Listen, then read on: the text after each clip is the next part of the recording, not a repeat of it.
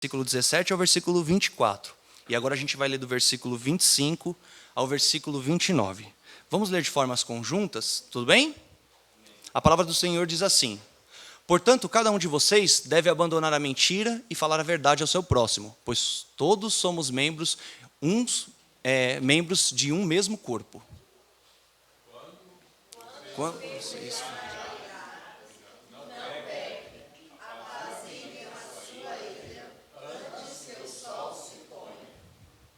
E não dê lugar ao diabo.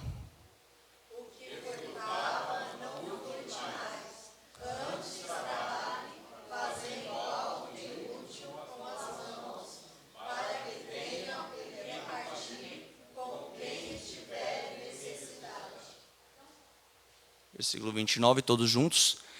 Nenhuma palavra torpe saia da boca de vocês, mas apenas na que for útil para edificar uns outros, conforme a necessidade, para que conceda graça aos que ouvem. Glória a Deus, bendito seja o nome do Senhor. Vamos baixar a nossa cabeça, vamos pedir para que o Senhor fale conosco através dessa palavra, amém? Senhor nosso Deus e nosso Pai, estamos reunidos, Senhor, no seu santo nome, Senhor, na tua casa, para te dar graças por tudo aquilo que o Senhor tem feito a nós. Te agradecemos imensamente por nossas vidas, Senhor, por esse momento maravilhoso de estar na sua presença, por esse início, Senhor, de sábado, pela escola bíblica, pelo culto, pelos louvores que aqui foram dados ao Senhor, entregues a Ti, dedicados a Ti, assim como as ofertas.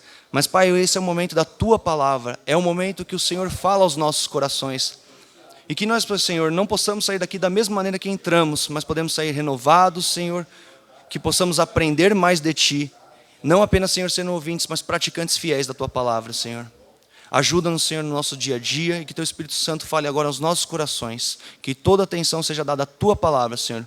É o que te pedimos e desde já te agradecemos, no nome do Seu Filho amado Jesus Cristo. Amém. Os irmãos podem se assentar. Louvado seja Deus, irmãos. Louvado seja Deus.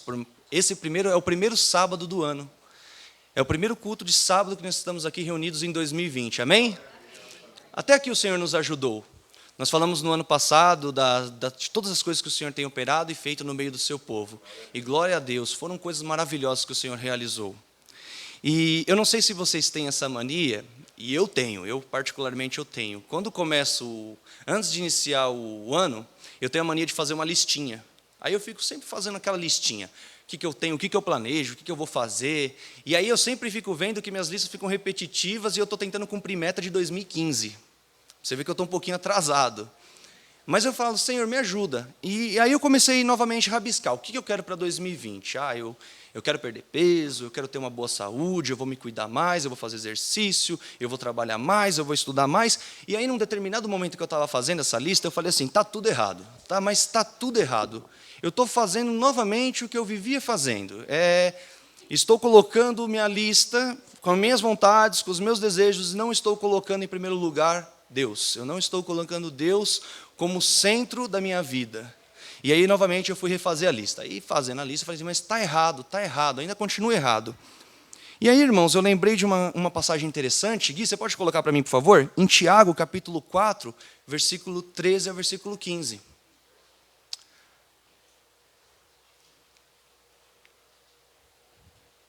Isso, fazendo essa lista, eu lembrei dessa palavra. E falavam, ouça agora vocês que dizem, hoje ou amanhã iremos para esta ou aquela cidade, passaremos um ano ali, faremos negócios e ganharemos dinheiro. Vocês nem sabem o que lhes acontecerá amanhã. Que é a sua vida? Vocês são como uma neblina que aparece por um pouco de tempo e depois se dissipa. Ao invés disso, deveriam dizer, se o Senhor quiser, viveremos e faremos isto ou aquilo. Mas olha que coisa interessante, não é simplesmente você fazer os seus planos e você pensar dessa forma, se Deus quiser eu vou fazer isso. É meus planos, mas se Deus quiser. Deus não se deixa enganar por umas meras palavrinhas. Não é o fato de falar assim, você falar, se Deus quiser eu vou fazer isso, que é de fato você está fazendo o que Deus quer. De fato isso não muda muita coisa, mas o que nós precisamos fazer mudar nesse 2020, esse ano que se inicia, uma proposta é realmente colocar a Deus em frente dos nossos planos. Colocar como Senhor o centro de tudo, o centro de nossa vida, o centro de nossa existência. Que a nossa vida seja uma coisa única, não apenas igreja. Não apenas falar assim, eu sou uma pessoa no trabalho, eu sou uma pessoa na minha casa, mas que a vida nossa vida como cristão, na presença do Senhor, seja uma coisa única. E que Deus seja o centro de tudo isso. E que o Senhor seja o centro de 2020, 2021 e até os fins dos nossos dias. É isso que nós precisamos. E como eu disse, colocar Deus à frente, se Deus quiser à frente de tudo que a gente vai fazer, não adianta absolutamente nada se nós não entregarmos as nossas vidas e os nossos desejos na presença do Senhor. E nesse momento, irmãos, eu lembrei de uma lição muito antiga da igreja. É uma lição de 2000, acho que foi de 2017 ou 2018. Não sei se os irmãos vão lembrar da carta de Gálatas. Os irmãos lembram dessa lição?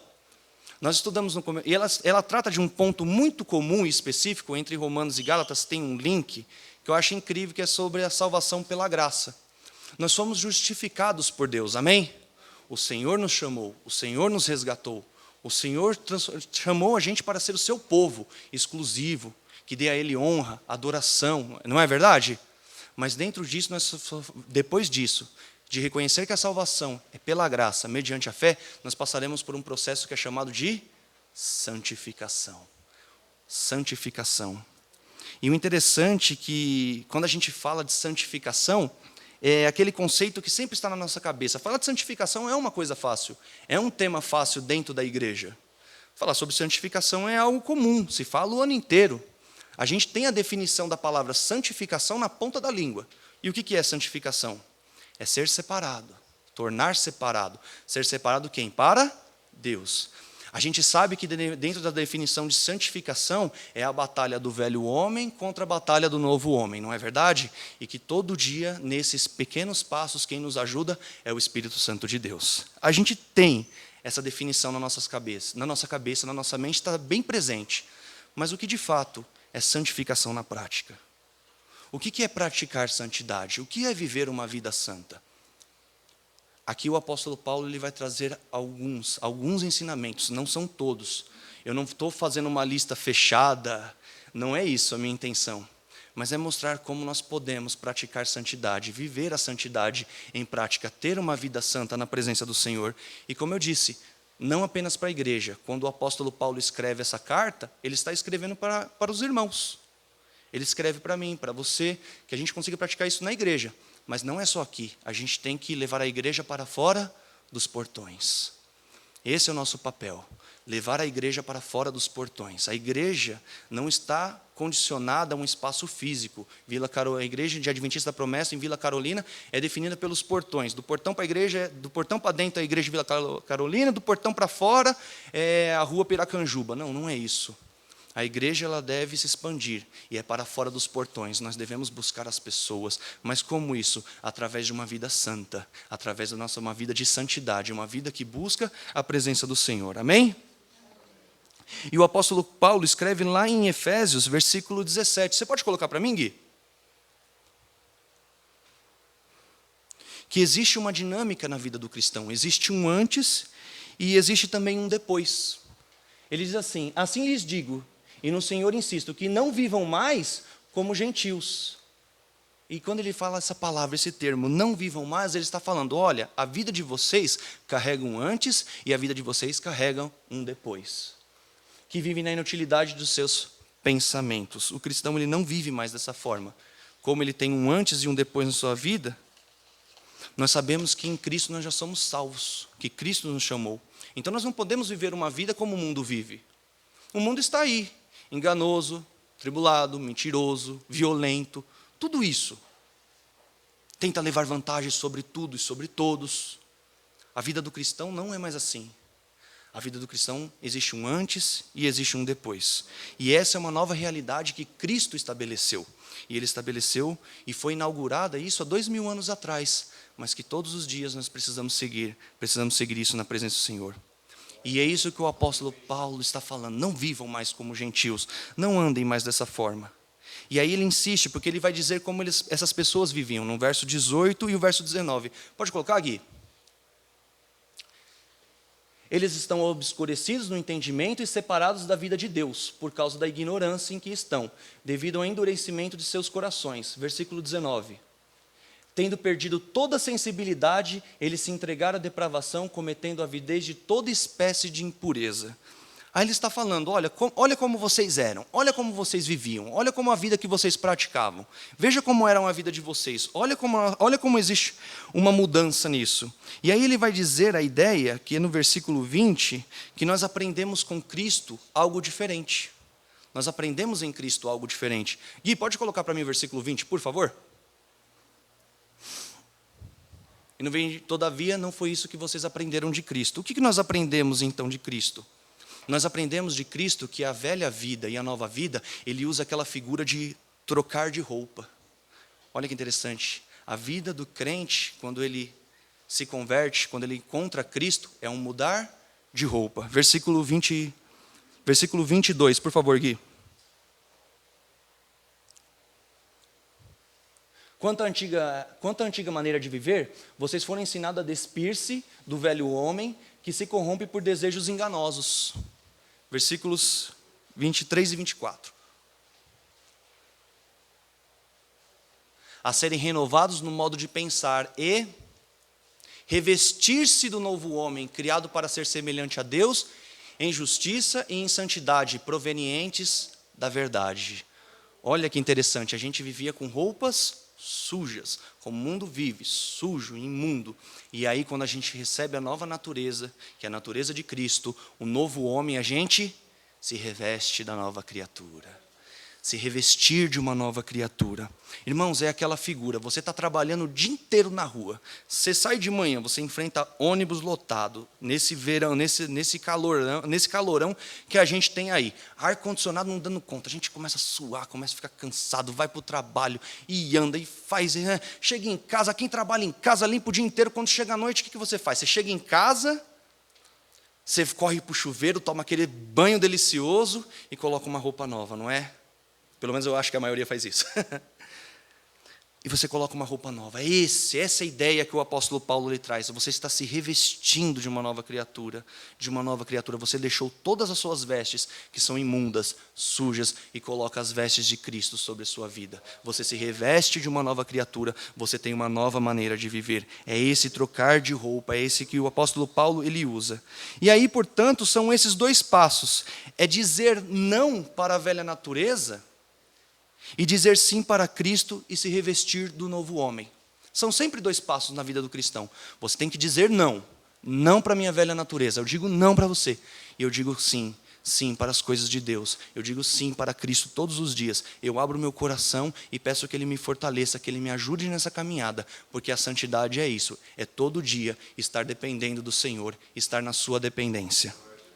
Se ficarmos apenas, irmãos, no primeiro passo, se a gente ficar todo momento dizendo não, não, não, a gente vai cair numa caricatura que não é o evangelho. A gente vai cair no legalismo e no moralismo. Não pode, não pode, não pode, não pode. Também temos outro ponto, e isso é um. Também temos o ponto que se a gente ficar só apenas, não, sim para Cristo, tudo pode, só o amor, e não questionar a nossa velha natureza, que ainda está viva dentro de nós, nós vamos cair no segundo passo, que é no liberalismo. Tudo pode, o amor é que importa. É isso que importa, é o amor. E não é isso. A vida do crente é um ponto de equilíbrio. Se de um lado está o legalismo, do outro lado está o liberalismo, nós devemos andar no meio do caminho. Questionar a todo momento a velha natureza. Não posso. Não posso, não posso. E todos os dias nós estarmos na dependência de Deus, com os nossos joelhos dobrados e dizendo sim para Cristo. Me ajuda na minha caminhada, me reveste com seu Filho, o sangue do teu Filho, que teu Espírito Santo possa mudar a minha vida. Amém? E aí no verso 25 ao verso 29, é que ele começa dando 4 exemplos. Ele dá 4 exemplos que você vai usar, que ele vai contrastar, onde você deve dizer não para a velha natureza e dizer sim para a nova natureza. Dizer não para o pecado e sim para Cristo. Não para o pecado e sim para Cristo. E são esses pontos. O primeiro está no verso 25, que é não a mentira, sim a verdade. O segundo ponto é não para a mágoa e sim para a ira santa, versos 26 e 27. O terceiro ponto é não para o roubo, e sim para o trabalho, que é no verso 28. E o quarto ponto é não para a palavra suja, e sim para a palavra que abençoa.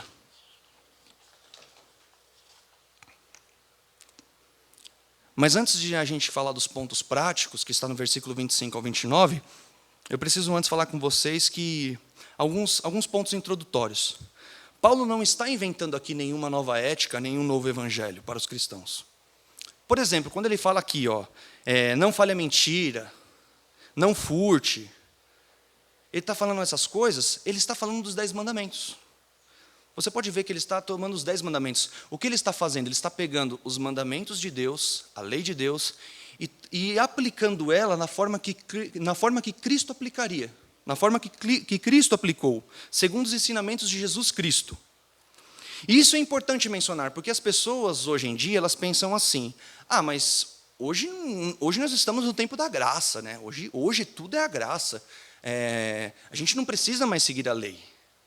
As pessoas ainda pensam isso mundo afora. Talvez um recém-convertido pense dessa forma. É preocupante, mas antigos convertidos estão pensando assim.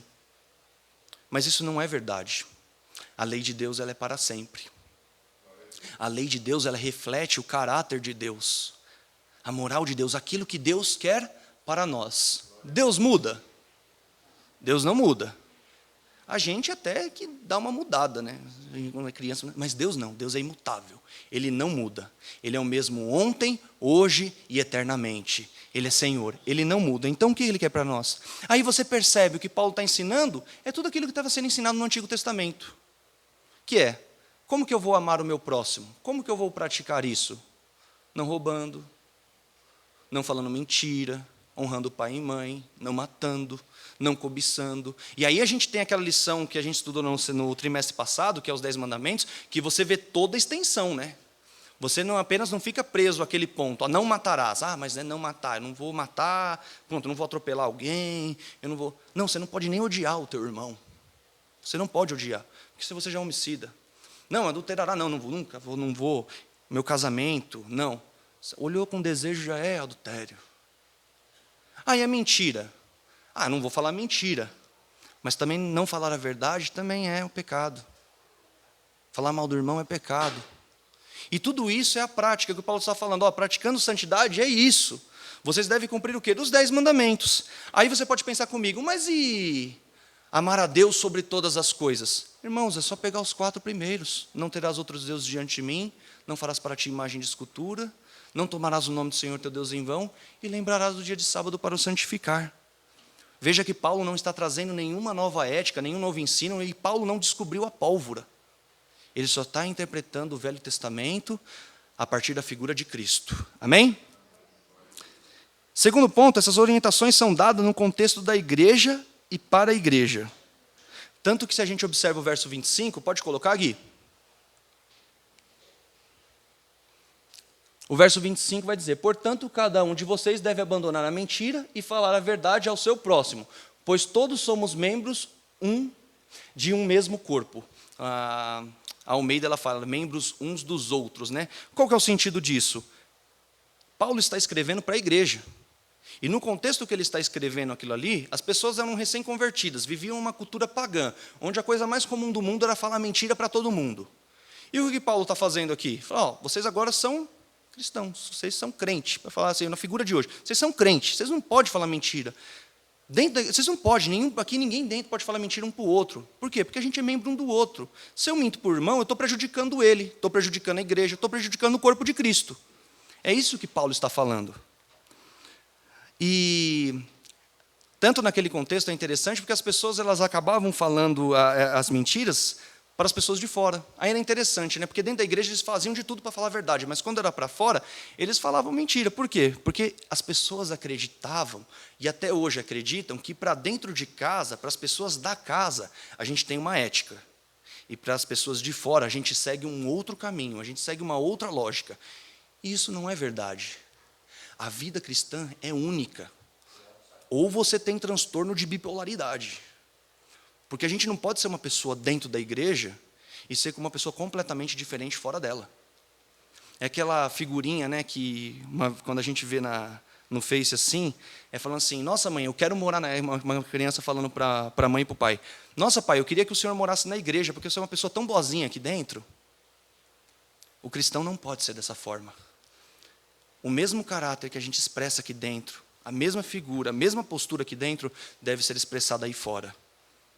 Com o nosso colega de trabalho, com o nosso sócio, com nossos pais, com os nossos filhos. É a mesma figura. Quando o mundo olhar para você, ele pode não gostar de você, mas ele deve reconhecer em você um verdadeiro cristão. Ele deve olhar para você e falar, ele é crente. Você pode até passar por aquela figura de chato, não brinca com ele não, porque ele é crente. Irmão, esse é o maior testemunho que uma pessoa pode receber em sua vida.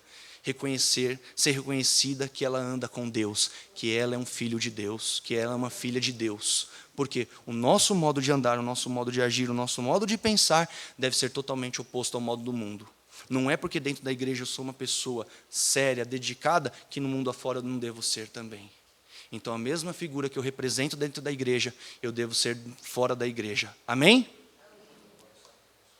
Terceiro ponto, quando Paulo diz, faça isso e não faça aquilo, ele sempre dá um motivo. Isso é muito importante, isso é muito importante. Deus não quer que nós obedeçamos de maneira cega e limitada, como muitas vezes as pessoas no mundo afora, ou nas religiões, ou os governantes fazem isso. Obedeça, por quê? Porque eu quero, pronto, acabou. Deus poderia fazer isso, Deus poderia. E Deus fez algo até parecido quando ele questionou Jó. Lembra que Jó, Deus não contou para Jó tudo o que aconteceu. A gente conhece a história de Jó porque a gente lê a Bíblia. Mas Deus, quando confrontou Jó, ele não contou, não, Jó, um dia eu estava lá no céu, e aí os anjos vieram, estava Satanás também no meio, Satanás falou isso, isso e isso, a gente colocou você à prova para ver se dava certo. Eu já sabia que ia dar. Deus não falou. Deus falou para você, onde você estava quando lançamos os alicerces do mundo? Quando eu fiz os astros, quando eu fiz a terra, quando eu fiz os animais, observe os animais. Deus falou para Jó, confia ou não? E Jó confiou em Deus. Isso é uma figura. Mas aqui você vê que Deus ele sempre explica. Por quê? Porque ele é misericordioso. Deus quer que nós entendamos por que nós obedecemos. Por que eu não devo falar a mentira? Porque nós somos membros uns dos outros. Porque se você mentir, você vai prejudicar o irmão, você vai prejudicar a igreja. Por que eu não devo roubar? Porque você precisa trabalhar para ajudar o necessitado. Deus não vai deixar você passar necessidade. Deus vai ajudar a usar a vida dos irmãos, a vida das pessoas. Por que eu devo ter uma vida reta? Porque isso agrada ao Senhor. Então Deus ele sempre responde às nossas perguntas. Não faça isso, mas é por causa disso, para que você viva uma vida santa na minha presença. Amém? Quarto ponto, irmãos, antes de adentrar, é que essas coisas não salvam. Tudo que a gente está lendo aqui, tudo que a gente está falando aqui, não serve para salvar ninguém. Você não é salvo porque você obedece. Você obedece porque você é salvo. É interessante. É interessante você pensar isso. Porque tudo que você poderia fazer, tudo, qualquer coisa, não pagaria o preço do seu pecado. Foi necessário que o Filho de Deus viesse em carne e sofresse as nossas consequências da nossa culpa. Jesus Cristo morreu pelos nossos pecados, mas Jesus Cristo ressuscitou. E quando Paulo ele fala no versículo 25, por causa disso, esse por isso está remetendo a algo anterior. E aí quando você lê o livro de Efésios, você vê pontos interessantes. Você vai vendo ponto a ponto. Você vai ver que Deus nos amou antes da fundação do mundo. Deus nos amou antes da fundação do mundo. Que Ele nos escolheu para ser o seu povo. Deus nos escolheu. Que Ele mandou seu Filho Jesus para morrer por nossos pecados. Que Ele nos chamou pelo Espírito Santo. E que Ele nos fez parte de sua família. Tudo isso remete a algo anterior. Você não precisa obedecer. Você, na verdade, você não obedece para ser salvo, para você ganhar um créditozinho a mais. Você já é salvo, irmãos. Você já recebeu a salvação de Deus. Quando você obedece, você obedece em gratidão. Em gratidão. Lutero tinha até um ponto muito interessante, e eu gosto até de mencionar isso em muitas pregações, eu faço isso. Lutero, ele dizia que a lei, ela me leva a Deus para a justificação. Porque eu peco. Eu minto, eu cobiço, eu mato, eu transgrido a lei de Deus, que é santa. E nesse momento eu sou culpado de morte. E nesse momento, a lei ela me pega e me leva a Cristo para a justificação. Quando você chega aos pés de Cristo, seu primeiro encontro com Cristo, você vê a figura de um Cristo que sofreu pelos seus pecados, que foi condenado, que sofreu no madeiro, que foi morto. E você se sente tão envergonhado por algo tão bom que você recebe, porque ele está sofrendo por aquilo tudo que você fez, por tudo que eu fiz, por tudo que vocês fizeram, Cristo sofreu na cruz. E quando você se chega perto dele, você diz, mas o que eu posso fazer para te agradecer? Isso era a figura que Lutero usava. O que eu posso fazer para te agradecer? E aí, nesse momento, Cristo me devolve para a lei, para a gratidão. Você me ama? Você está grato pelo que eu fiz? Obedeça os meus mandamentos. Obedeça os meus mandamentos. Tenha uma vida de santidade. Honre meu nome. Me adore. Santifique meu santo dia. Respeite seus pais. Respeite o seu próximo. Faça isso em gratidão. Nós não somos salvos porque obedecemos. Nós obedecemos porque somos salvos. Porque Cristo nos salvou da maldição do pecado. E nós estamos hoje na presença dEle em liberdade e em gratidão. Então, se você tem em sua cabeça, mas eu preciso fazer isso. Não, você não precisa. Mas você faz porque você é grato a Deus. Porque Ele te salvou. Ele te escolheu antes da fundação do mundo. Amém? E é assim que funciona a vida cristã. Nós dizemos não para o pecado todos os dias e devemos dizer sim para Deus. E tudo isso tem um motivo. Diga não para o pecado e diga sim por causa de tudo que Jesus Cristo fez por você. E tudo que Jesus Cristo faz por você até os dias de hoje. Amém? Porque somos sustentados por Deus. Amém, irmãos? Nós somos sustentados por Deus. E agora nós vamos observar esses 4 contrastes aqui. Eu demorei um pouquinho, mas eu prometo que vai ser rapidinho. Que é esse dizer não para o pecado e dizer sim para Cristo. E aqui Paulo vai dar exemplos práticos, do verso 25 ao verso 29. O primeiro contraste do não para mentira, vai ser não para a mentira e sim para a verdade, verso 25. Pode colocar aqui? Vamos lá? Portanto, cada um de vocês deve abandonar a mentira e falar a verdade ao seu próximo, pois todos somos membros de um mesmo corpo. Você sempre tem que lembrar dos 2 passos, não é apenas o negativo. Você também deve lembrar do passo positivo. Amém? Então você deve dizer não para a mentira e sim para a verdade. Algumas pessoas tentam justificar a mentira através daquele chamado mal menor. E até usei no exemplo da lição passada, que na Segunda Guerra Mundial, por exemplo, quando foi restituído o Terceiro Reich, a perseguição oficial contra os judeus, os alemães que viviam na época, alguns alemães que viviam na época, eles guardavam os judeus dentro das suas casas, nos porões. E quando passavam os oficiais do exército alemão, perguntavam, tem judeu? Ele falou, não, não tem. Eles mentiam. Mas a mentira, ela sempre vai ser a mentira. A consequência dessa mentira aqui não é o pecado, não é a morte, quer dizer, mas ela sempre será pecado, porque na Bíblia, a mentira sempre é atribuída a quem? Ao diabo. O diabo é o pai da mentira. Então, nunca uma mentira ela vai se justificar ao ponto de se tornar uma verdade para Deus. A mentira sempre será mentira. Por isso que nós devemos andar sempre em retidão na presença do Senhor. Mas é como a gente estuda na lição passada, não existem apenas um modo de mentir. Existe? Será que a mentira se limita apenas a eu falar uma mentirinha? Eu mentir sobre algo? Não, a mentira envolve muitas coisas. A mentira envolve fofoca, envolve falatório, envolve omissão, envolve não falar a verdade quando deve ser dita, envolve o não confronto da mentira. Tudo isso envolve o pecado da mentira, o falso testemunho, né? Como a gente estudou muito bem na lição passada. E Paulo, quando ele vai falar assim, ele fala, não continue mentindo. Seria uma ideia de um imperativo de interrupção. Como eu disse, as pessoas que viviam naquela época, viviam naquele contexto. No mundo afora tudo a gente faz. Pode. E aqui dentro a gente não mente. Aqui dentro da igreja a gente não pode mentir. E isso não é verdade para a vida cristã. Dentro da vida cristã, a gente deve falar a verdade dentro da igreja e fora dela, em qualquer momento, independente das consequências. E aí você vai observar nesse contexto histórico que o que acontecia no passado, lá na igreja de Éfeso, acontece também hoje acontece hoje no Brasil. A gente tem um chamado, né, um defeito muito grande que é chamado jeitinho brasileiro, né? Jeitinho brasileiro para as coisas. E a gente tenta manipular a verdade, as situações, para fazer as coisas. Isso eu digo como nação, que foi criado esse conceito. A gente tenta manipular as coisas para fazer de uma certa forma, e a verdade ainda é a mesma para nós. Nós não devemos mentir, nós não devemos omitir, nós devemos confrontar o pecado, confrontar a mentira e até mesmo dizer a verdade em qualquer momento. E isso quando for necessário. E a verdade, irmãos, isso aqui é uma coisa muito interessante, porque a verdade, ela também tem um modo de você falar. Você não fala a verdade simplesmente apenas para afrontar. A verdade, ela não serve para afrontar. A verdade, ela serve para construir laços. Um laço entre as pessoas é construído através do quê? Através da confiança. Confiança é um elo. Quando você mente, você quebra. Automaticamente você quebra esse elo, você acaba perdendo a confiança.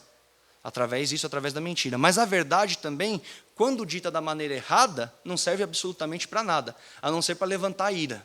Sabe aquela coisa quando criança apronta e o castigo ele é desproporcional? Que ela prefere mentir do que apanhar? Às vezes é isso. E às vezes outra coisa também, pode ser até mesmo dentro de casa. Quebrar aquela xícara favorita da esposa, né? O que aconteceu? Eu não sei. Pode ser.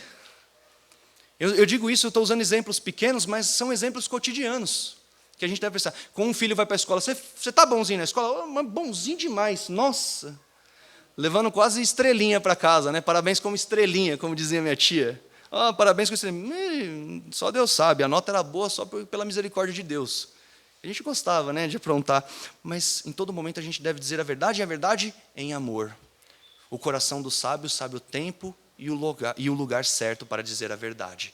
A mesma coisa aplica isso dentro da igreja. Quando você vê alguma coisa acontecendo, você deve confrontar o irmão em verdade, a ponto que você e ele, se ele se arrepender, você ganhou o seu irmão. Amém?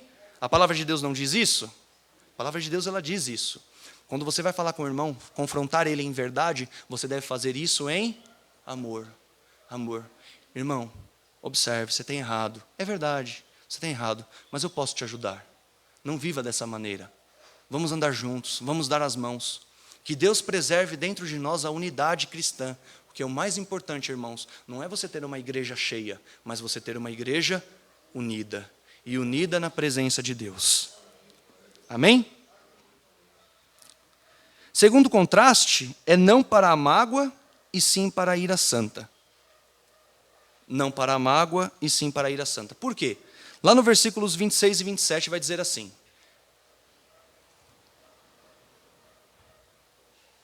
Quando vocês ficarem irados, não pequem. Vejam que o irados está atrás, né? Vocês podem ficar irados, você só não deve pecar. Apaziguem a sua ira antes que o sol se ponha. E não dê lugar ao diabo. Apenas para ser um pouco pedagógico aqui, eu quero dizer para os irmãos que existem dois tipos de ira. Dois tipos de ira. Existe a chamada na Bíblia, chamada ira santa, que é a justa indignação contra